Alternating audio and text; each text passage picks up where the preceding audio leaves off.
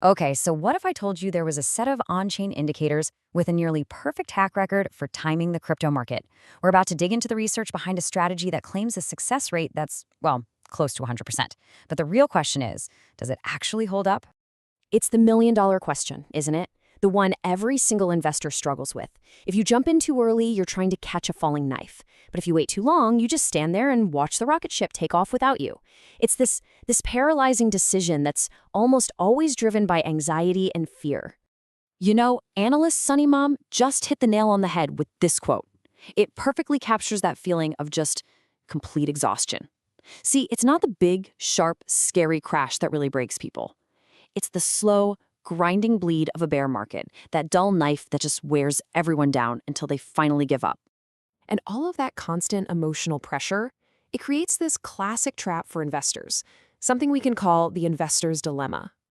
It's a battle between two huge anxieties. On one side, you have that intense fear of missing out, that FOMO, of watching prices suddenly rip upwards while you're stuck on the sidelines with your cash. And on the other side, you've got the trap. You know, the sucker's rally, a little pump that tricks you into thinking the worst is over, right before the floor falls out again. So with all that going on, what do most people end up doing? They fall back on the oldest, simplest piece of advice in the book. Just HODL. Buy your coins and just hang on for dear life no matter what the market throws at you. Look, holding is a totally valid strategy, but it's completely passive. You're just along for the ride. So that begs the question. Instead of just closing our eyes and hoping for the best, is there a more active, a more data-driven way to navigate these wild cycles? Well, the answer might just be hiding right there on the blockchain itself, in what we call on-chain data.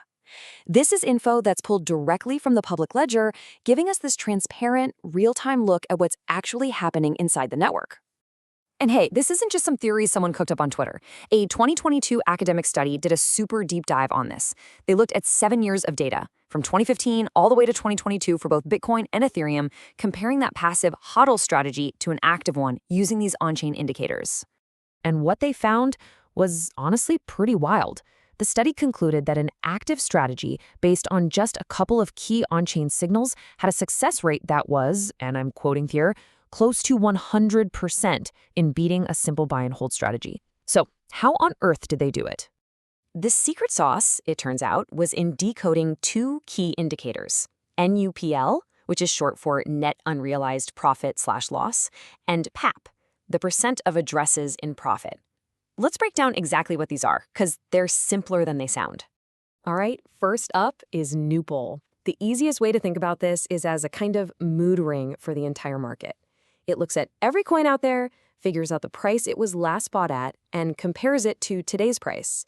It boils all of that down to answer one simple question. As a whole, is the average person holding this coin sitting on a profit or are they sitting on a loss? And you can see it right here on this chart. Look how it perfectly mirrors the market's emotions. When this line dips below zero into these red zones, it means the network, on average, is underwater. They're holding at a loss. This is the zone the study calls capitulation. It's the point of maximum financial pain, and historically, the point of maximum opportunity. Okay, the second indicator is PAP, or percent of addresses in profit.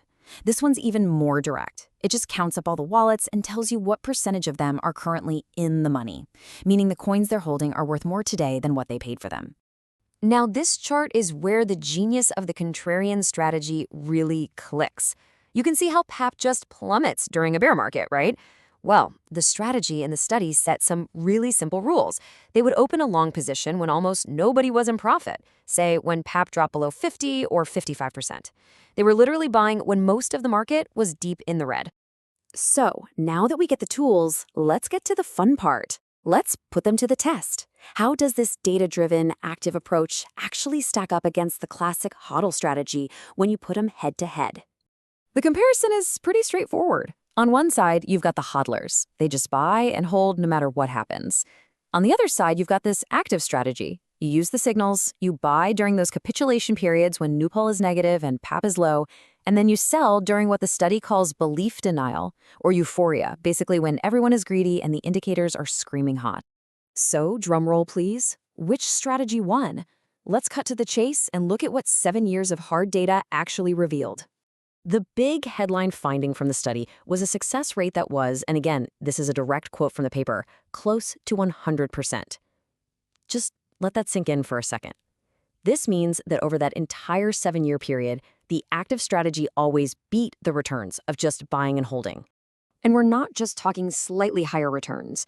The risk-adjusted return, what you get for the amount of risk you take, was 2 to 3 times higher than buy and hold.